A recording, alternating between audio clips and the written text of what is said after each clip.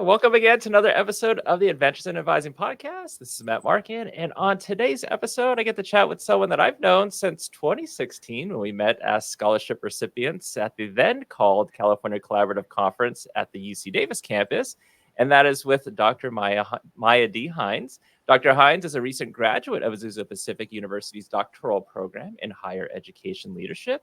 Her qualitative research led her to explore the perspectives of Black undergraduates regarding student success and how those perspectives are influenced by specific power dynamics within higher education. Dr. Hines currently works at the John Muir College at UC San Diego as a senior academic advisor and considers herself a lifelong learner with a passion for teaching, advancing knowledge, and coaching students to achieve their academic and personal goals.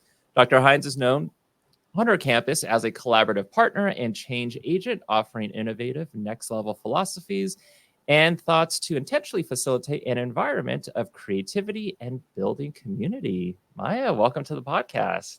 Thank you so much for having me, Matt. Now, you're at UC San Diego, which is now for your campus, that's in the La Jolla area? It is, yes. Yeah, because I know sometimes when people say San Diego, or if I tell people San Diego, they think like downtown Gaslamp District or like Seaport Village, Petco Park area.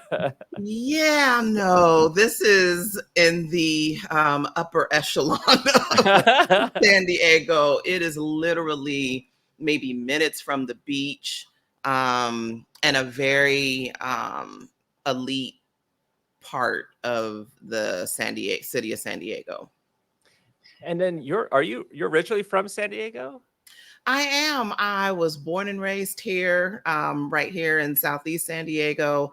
I did go away for undergrad. I attended the University of North Carolina in Charlotte. And then I returned after graduation, and I've been here ever since. Nice. Well, let's talk about that. Talk about your background, your path into higher ed and where you're at now. So that's been an interesting journey, to say the least. So when I was in undergrad, I actually had the opportunity to participate in something called the University Programming Board. And basically that was a student organization that helped to facilitate and decide on how to spend student funds, basically like the student fees that were collected as part of tuition. We decided how a lot of those funds were allocated and distributed. So that was a really fun job because there were music concerts or lectures or just a bunch of different types of student activities that as students we got to plan. And I thought, oh my gosh, this would be so wonderful if it was an actual job. I would love to work with students doing something like this. And I was like, yeah, well, I don't know I don't know how to facilitate or maneuver into, this type of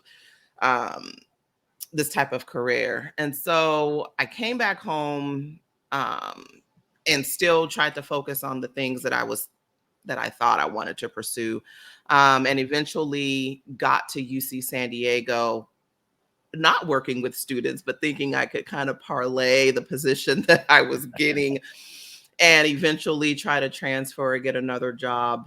And that was not as easy as I thought it was going to be. So in 2014, I eventually got a chance to serve as the program coordinator for the African American Studies minor program, which has now been rebranded and renamed as the Black Diaspora African American Studies program. And that now has expanded to include a major. So I started off with that program, served as the program coordinator there for about 3.5 years. And then after that, I transitioned to the college that I'm in now, which is John Muir College. And I've been here since August 2018. Wow. So just coming up on an anniversary real soon. Yeah. August 6th. Why I remember that, I have no idea, but I think I was so excited to come into the college. So well, we're recording this on July 31st, so happy almost anniversary. Thank you, Matt.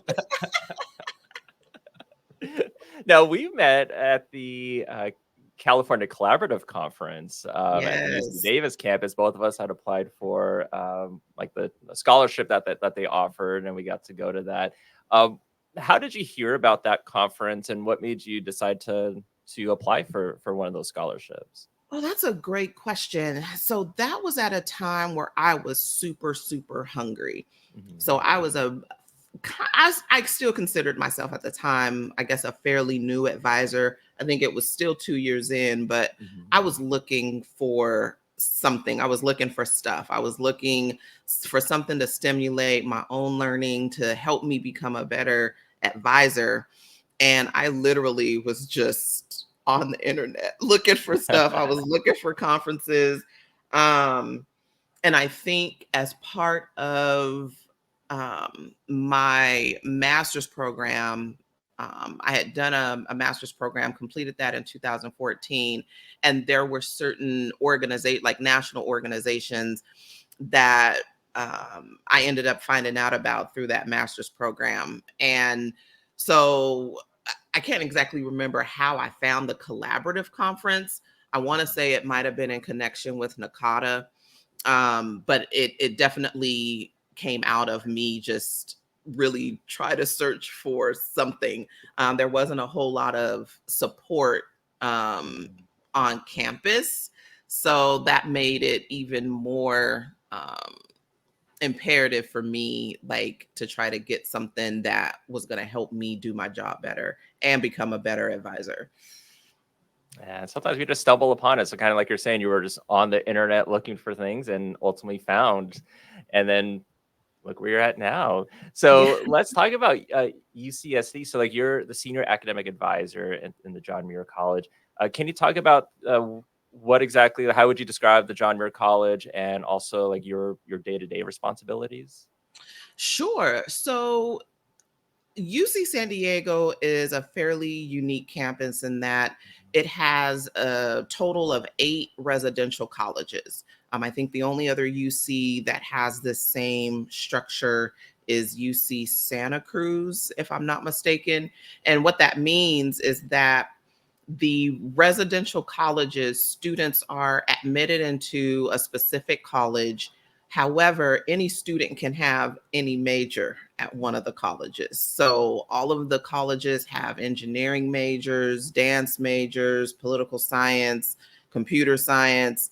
Um, and it also means that the advising structure is a little decentralized, meaning that the college advisors, we provide guidance and support with regard to general education requirements, university requirements, but then the student then has to go to directly to their academic department to also get advising. So it makes it a little hard because a lot of those things sometimes might overlap or one might affect the other, and they have to go back and forth between the two areas. And then they decide they want to minor in something. So that's a whole nother advisor. And so part of what our job is in the college is we serve as the home base, is how a lot of people describe it. Home base, sometimes we're called generalists.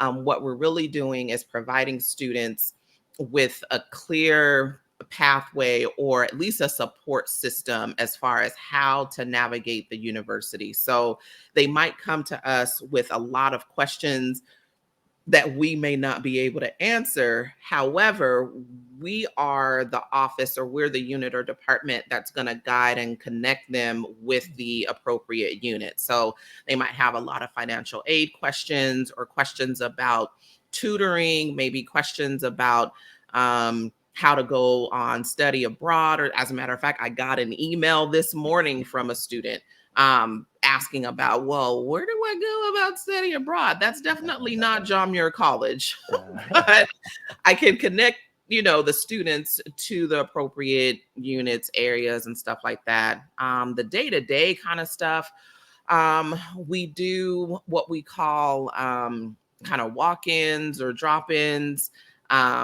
Typically, we will also have appointments scheduled for more lengthy type of questions, whether it might be academic planning, or maybe a student is in academic difficulty, or there might just be some other kind of challenging or quirky situation that needs a little more time than what a walk-in can offer. Like this summer, we're also onboarding brand new students, we're graduating students, and also working on different, just projects in between. I'm a co-supervisor with my colleague, with the peer advisors that we have in our office, and our peer advisors are amazing.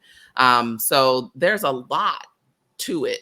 And such a complex and large university.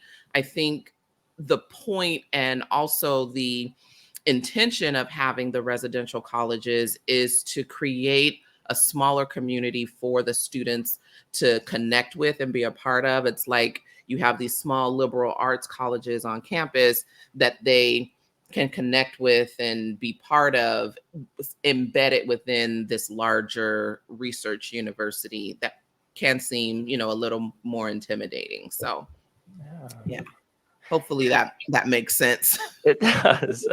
Sometimes it's a little, because when I explain it to people, they're like, "Wait, what? What do you mean? Like a Right. residential college?" But each college has a provost, each college has a dean of academic advising and student affairs, each college has its own residential life. Each college may have like additional learning communities within it. They have their own dining facilities. It is literally a college within the university.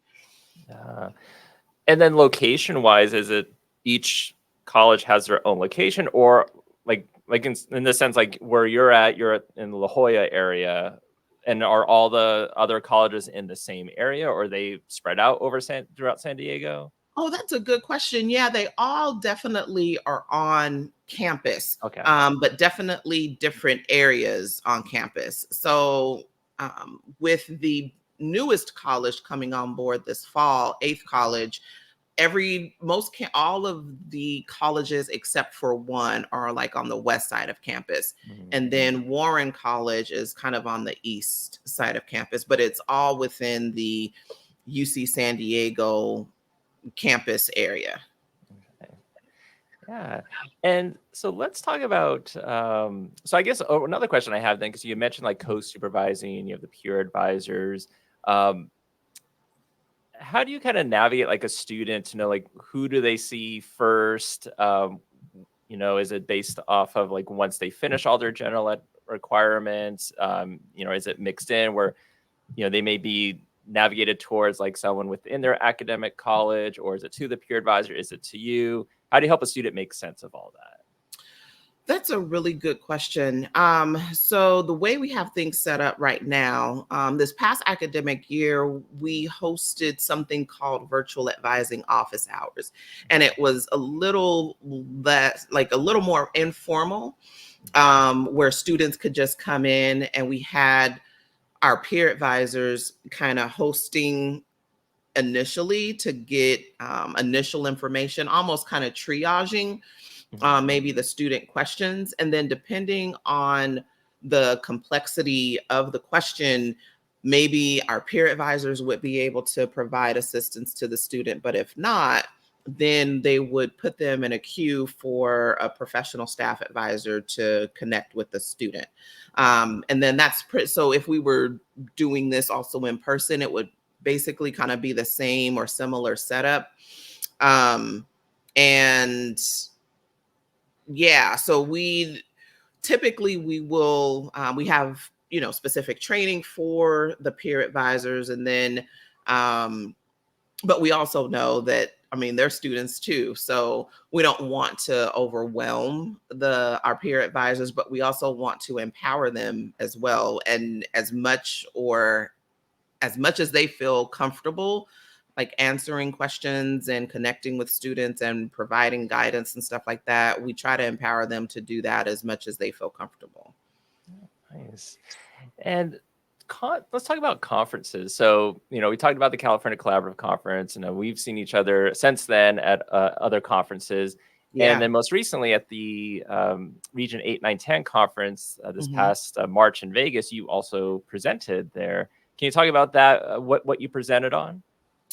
Sure. So, I May 2022, or I guess technically September, because that's when I officially finished. But let's say 2022, I completed my dissertation because there was a lot of editing that like needed to be done and that kind of stuff. But um, so I finished my dissertation, and that was again, it was focused on how power dynamics influenced how Black students perceived their own student success and why their perspective matters. Like, and so with that, I thought it was a fascinating topic. Just, I thought it was interesting. I didn't know whether or not other folks would think of it as interesting as I did. And so I guess I thought to explore that to see if other people would be as interested in the topic as I was. And I wanted to see where it would go. So um, I submitted a proposal for the NACADA conference, and bada boom, bada bing. It kind of, it was accepted. I presented, and it was an amazing experience. I had also presented at the NASPA conference. I think it was like the first generation student success something or other. I can't remember the exact name of the conference, but it was in Baltimore last year. And what's interesting is that, the NASPA is like student affairs facing, and then of course NACADA is academic affairs or academic advising facing. And it was a very different experience, very different um audience, and it was just interesting to see the interaction, the types of questions that I got. And it was also just really cool to also see that other folks were very interested in the work and in the research that I had completed. I was thinking that, yeah, I don't know, folks may or may not be interested, but I feel like it's important enough to share and for this information to get out, whether or not people might be interested in it, that kind of, I, I just wasn't really sure. And I kind of Yeah. wanted to see where the interest was or if there was interest. Yeah. Yeah, and you're mentioning that, at both the conferences, from the attendees at both conferences, there was definitely an interest in your presentation in the Yeah. topic. But you're mentioning that there was like kind of differences between, I guess, some of the questions that were asked. Can you Yeah. talk about like what you kind of felt the differences were between those conferences and the attendees that were there? That's a really good question. So, um, let's see. Well, I'll say this. I'll say that the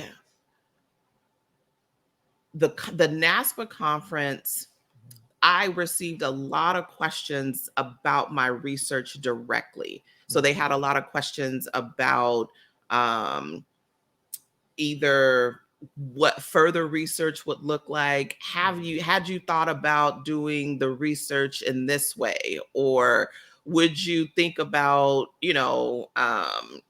adding on or doing something blah blah blah blah blah blah blah.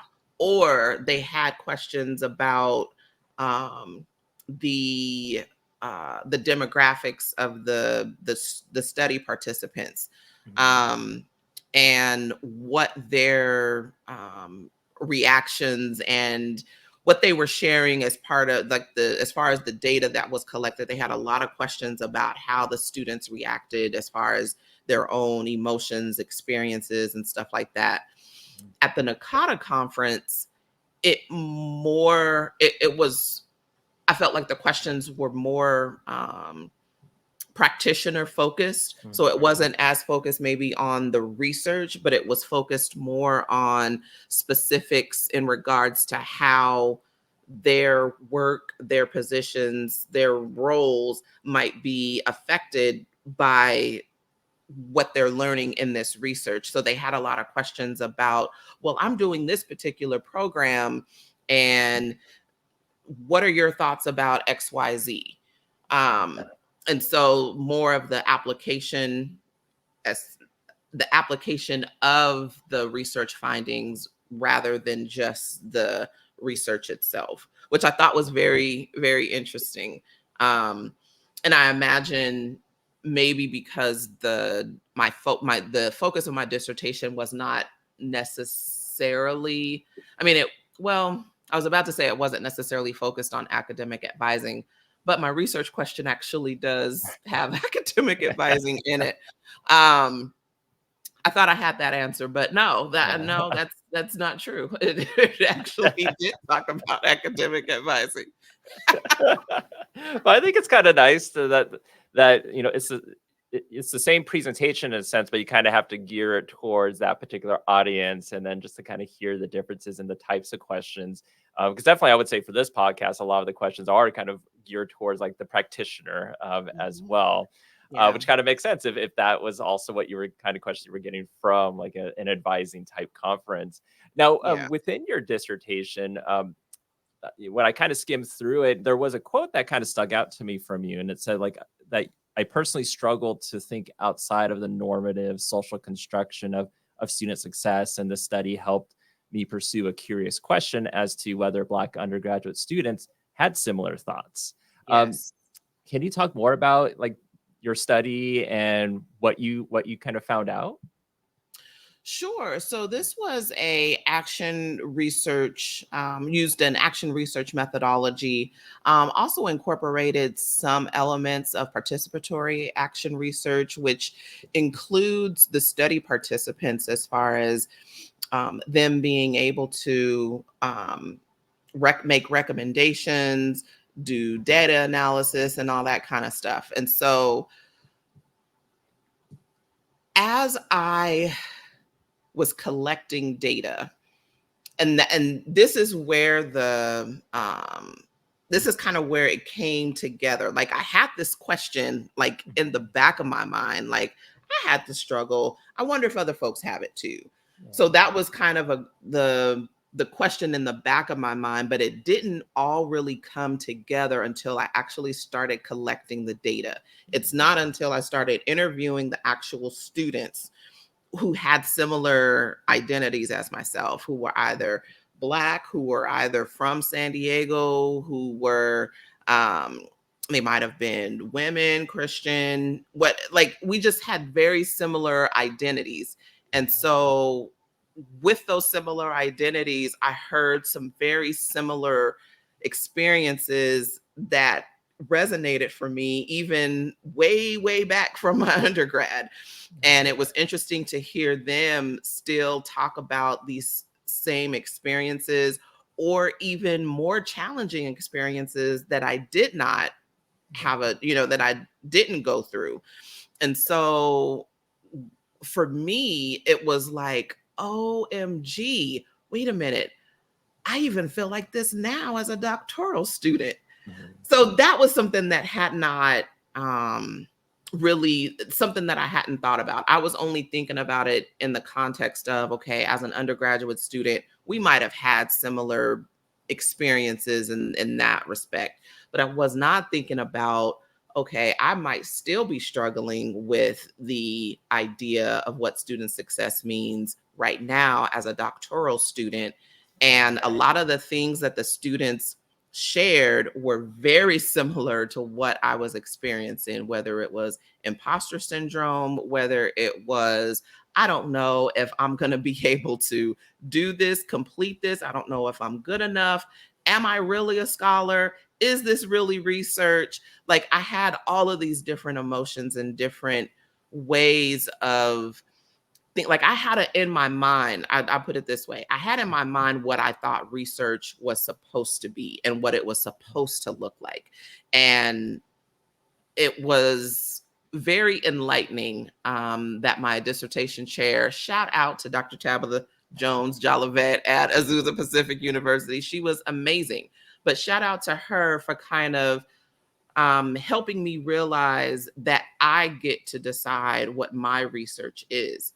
This was, and that being based on my own biases and how the world is formulated in my mind, the experiences that I've had, the identities that I have, and how that shapes what my experiences in the world all played into how I um, analyze the data, the type of data that I wanted to collect, the overall research design, how I decided to design the research, all played a part in all of these different things. Hence the power dynamics.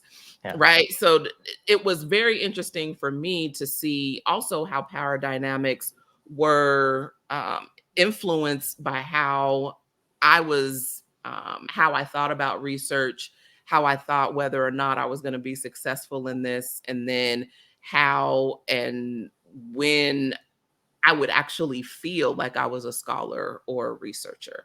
Yeah. Hopefully that answered your question. Yeah, it definitely does. And you had also mentioned in there about COVID-19 and how the COVID-19 global pandemic opened kind of the doors for higher education institutions, and you had put to illuminate and face the horror that is anti-blackness in a way that had never been explored previously. Mhm. Can you talk more about that? Sure. So, I mean, as I would say most folks probably are aware, in spring 20, that was May 2020, there was a horrific murder of George Floyd, and that kind of set things off. And in addition to this global pandemic that had changed the way in which higher education was delivering and offering courses, it also illuminated the disparity and um, the lack of equity in how higher education was delivering their services. The smallest things, or the things that folks did not necessarily think about, as far as Wi-Fi, Mhm. students having access to laptops or computers, or having access to just a quiet space to take classes or to do their homework. And being in a situation where I mean, most students didn't necessarily have control over the space that they were in. And so trying to figure out what that stuff, or how to help students navigate that, it was, I mean, I don't know any other way to describe it except for it was a nightmare. Mhm. It was an absolute nightmare. And part of that too, it was like the institutions were trying to figure out how to offer and be empathetic about what the students were going through, and then at the same time still wanting to protect, um like um prote- like protect the institution from getting played. I Mhm. guess is the best way that I can think about it, because there it's like the institution had in the back of their mind, well, somebody might be lying, so Mhm. we got to get from the students, okay, well, you're gonna have to petition this, or you're gonna have to prove this. And I don't know, it just made it for a very, it just, considering what, especially what Black students might have been experiencing and going through at the time, it just seemed a little overwhelming, and a little, um, it was, yeah, it was just hard to navigate. Yeah. Now you mentioned also like in your like within your dissertation, some of your findings was one of them was that the power of anti-blackness as a barrier to achieving student success.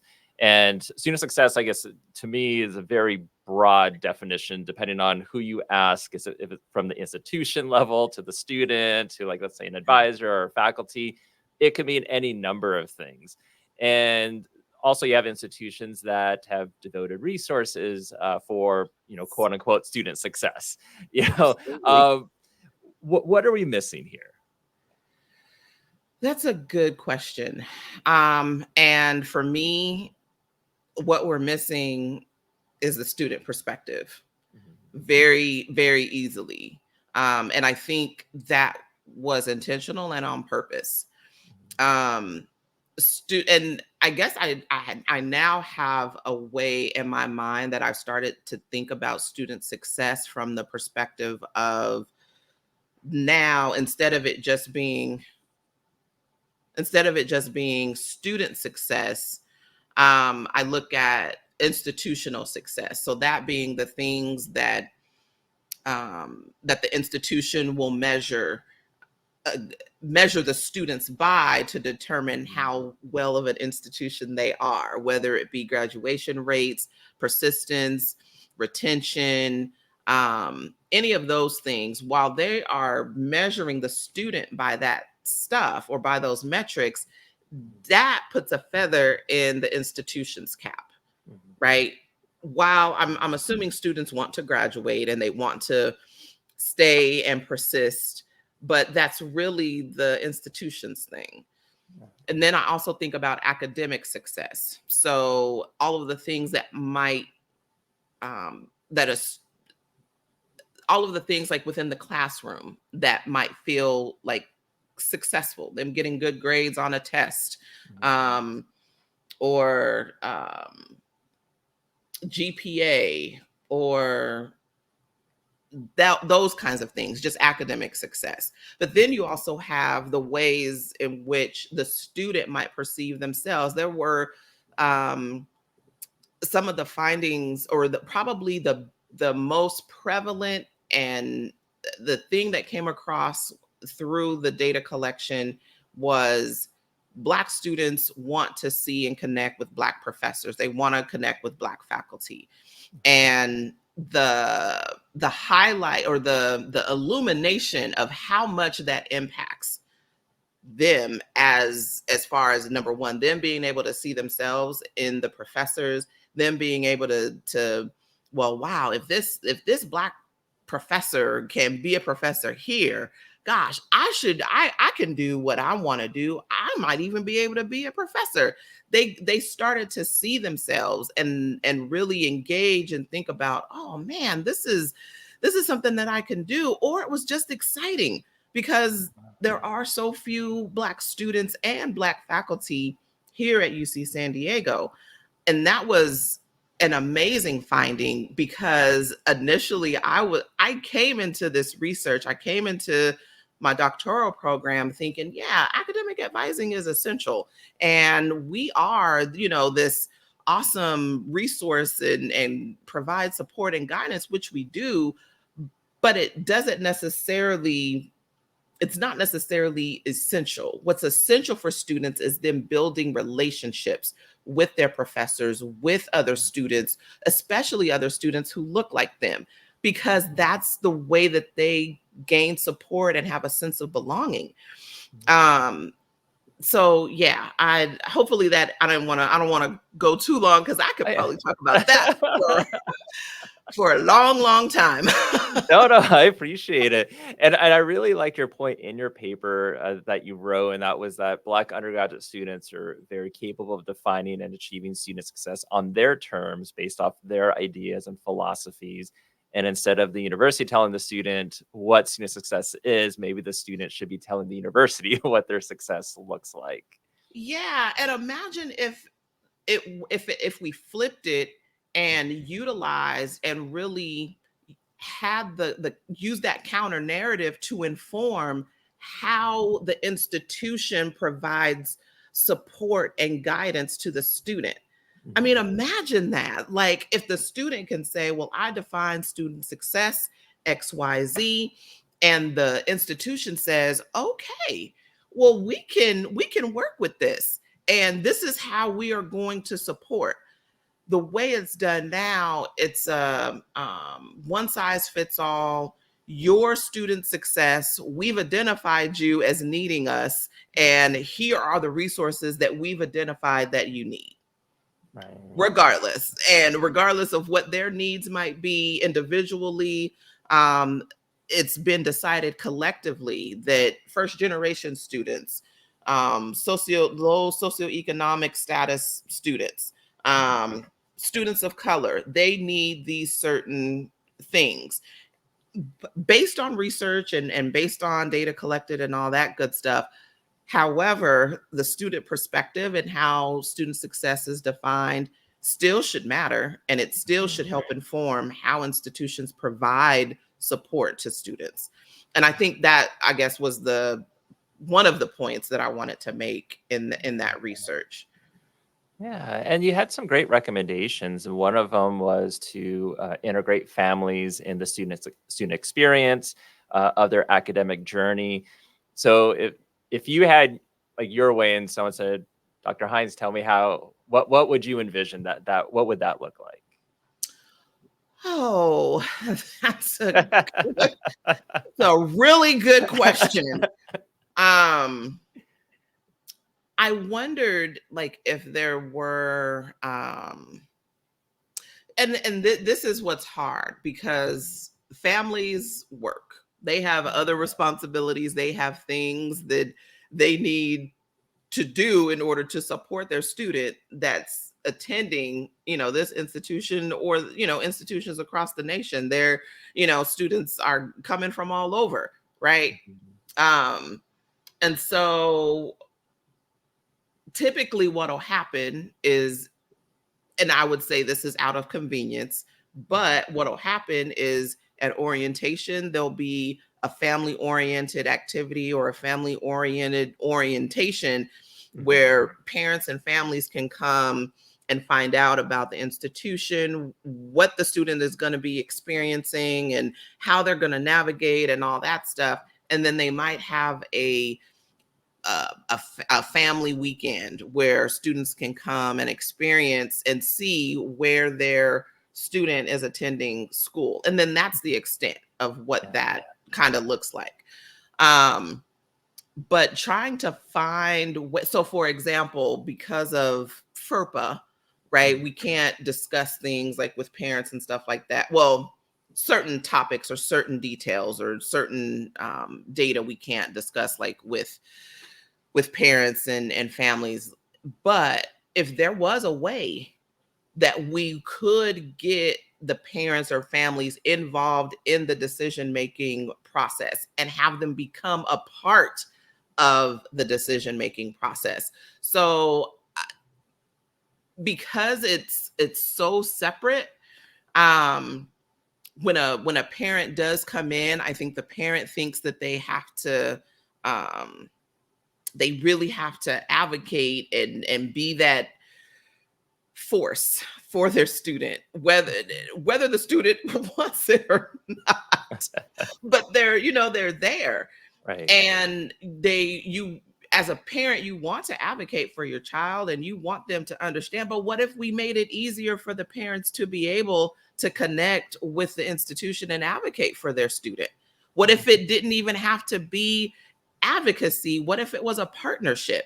What if it was, like, I don't know, like, it just seems like there could be a better way that we engage with the students' families, especially since the students feel like, or Black students anyway, they reported that they felt, um, when they made decisions about which institution they were going to go to, when they made decisions about which major that they were going to choose, they consulted their families. They were talking with their families about, what was going to be, the best option, and what's closer, and I need to be able to connect and be with or get back to my family if I needed to, and things like that. So if we were able to connect or help the family stay connected to their student throughout the year and not just on orientation or a family weekend, I think that might also be another way to think about student success and how much that might help the student feel successful in their collegiate journey. Oh, yeah, I 100% agree with that. I mean, especially too when you think of those institutions that do have a like parent and family orientation day, sometimes it's the same time frame as when the students are there, but then not all parents and family members get to actually go to that, you know? Right. And so what happens after that? It kind of just ends right there. And it's like, well, if you got to go, awesome. Hopefully you got something out of it. So Yeah. hopefully this is Yeah. something they could actually incorporate and continue on, because the student's going to be here hopefully for those 4 or 5, maybe 6 years, depending on how long it takes. Yeah. So having that support, especially from parents and family that are like, I want to support, but I don't know how to do that. Yeah. Um, Yeah. So being able to provide that guidance, maybe even yeah. to parents and families, and wanting to, um, I guess, getting a better, especially with a complex university like UC San Diego, I Mhm. think that would be really helpful for if there was some kind of way that parents could understand, Mhm. okay, this is how this particular institution or university works. Um, and then them being able to provide support and guidance to their student as they're engaging, because they're, I mean, it's, if they're a first generation student, or if the parent or family member is not familiar maybe with UC San Diego or its infrastructure or whatever, they might try or want to provide guidance, but because Mhm. they're not familiar, the guidance or support may or may not be helpful, because they don't necessarily, they're not tuned in, or they're not clued in. But if they Mhm. were, they might be able to even provide better support. Um and while we're able, I mean, as practitioners, we're able to provide support, but we also don't necessarily know the student as well as the family Right. member. So I don't know, just getting it from all sides to me would be the better option. We could still provide the support and in that respect, but also getting it from their parents and family members. I hear a lot, like, there's sometimes students will have pressure maybe from their siblings to declare a minor or to participate in a particular major for whatever reason. And that pressure comes from somewhere, and it's there for a reason. But maybe if that family member or if that parent understood and knew what the campus culture was Yeah. and why it was so stressful for this student, it might open up a different type of conversation for that student, whether or not they wanted to switch or change or whatever. But it might just open up a different conversation to be had, because I think Right. it's hard for students to explain or talk about the types of pressures and challenges that they experience with certain majors or in certain situations, when someone isn't clued in, or they don't necessarily have the experience of what the infrastructure is like. So I think it could open up so many more opportunities, to help the student in their own ideas of what student success means to them. Absolutely. And if we talk about maybe now with academic advisors being able to help students, you had mentioned that one of the recommendations is, you had mentioned Black students being in what you call survival mode. And then also having a pro-Black academic advising model. So how can academic advisors help students and do better with that, especially going around working with students that identify as Black? That's a great question. So one of the projects, that I'm working on now is just that. We're trying to figure it out, and especially based on the academic advising model that we have at UC San Diego, isn't necessarily conducive to the student success of Black students here. I mean, that's just, I mean, it's unfortunate, but it's also true. And so what we are trying to do is think about ways that we can, um, not just provide guidance and support, but really just reimagine academic Mhm. advising on campus. So, for example, John Muir College, we have instituted, like, caseloads. Most institutions already have caseloads, but we actually do not. And so, what we were thinking was if there were a set of students that we could connect with, build rapport and relationships with, then that could also help produce um, or help students feel that number one, they have someone in the college that they can connect with, that they can talk to, ask questions, get information from.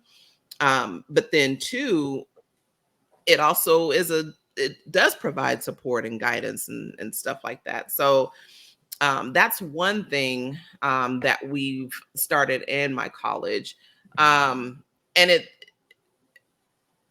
has its good stuff, and it also has its challenges. Sure. Um, but we also have this long-term idea about just what can we do as an institution to really reimagine academic advising. And that's there are band-aids that we can put in place and try to take care of things in the process of trying to change the campus culture, because that's essentially Yeah. what will need to happen, is changing the campus culture and rethinking, number one, not just what student success looks like, but really incorporating and using student success, students' perspectives on student success, and using that to inform how we move, how we cultivate relationships, how we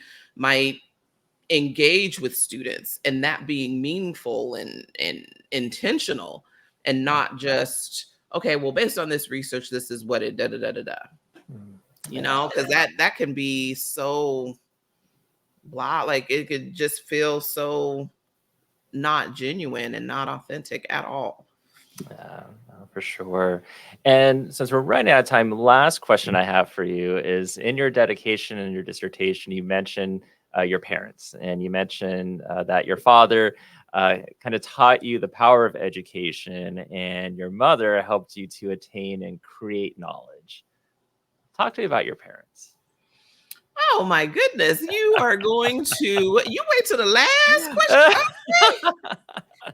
Hopefully Maya does not start crying, but um my parents were always supportive, even when they didn't know how to be, or um, know exactly what I needed. So neither one of them, I'm also first generation. Neither of my parents went to attained a 4-year degree. My dad worked at the post office. My mom worked at a place that made a company that made infusion pumps, in hospitals. So yeah, like they were just so I think they saw and understood how much I enjoyed learning, and they just wanted to help facilitate that however they understood or what that might look like. So um they supported me in going, to college. They were very my dad was always just like, well, no, you don't get a job, you are just going to focus on your studies. And my mom is like, get the balance, have the work life balance, work hard, play hard, So it was interesting, their two philosophies. But they both have shared that they were proud of me, that um I don't know, it is, yeah. I'm trying to keep it short because I don't want to start crying. So but yeah, they've always been supportive and just very intentional, and yeah. Well, I appreciate your answers to all of this and this interview, and you know all your experience, the research that you've done, your dissertation, all the recommendations, working with students. So, Dr. Mya Hines, thank you so much for being on the podcast today. This was amazing. Thank you for inviting me and having me, Matt. This was absolutely awesome. I so enjoyed it. This was great. Wonderful. And then, of course, we'll see you at the next conference, whichever one that might end up being. But I know we'll see each other soon. Absolutely. Absolutely. It's been a pleasure.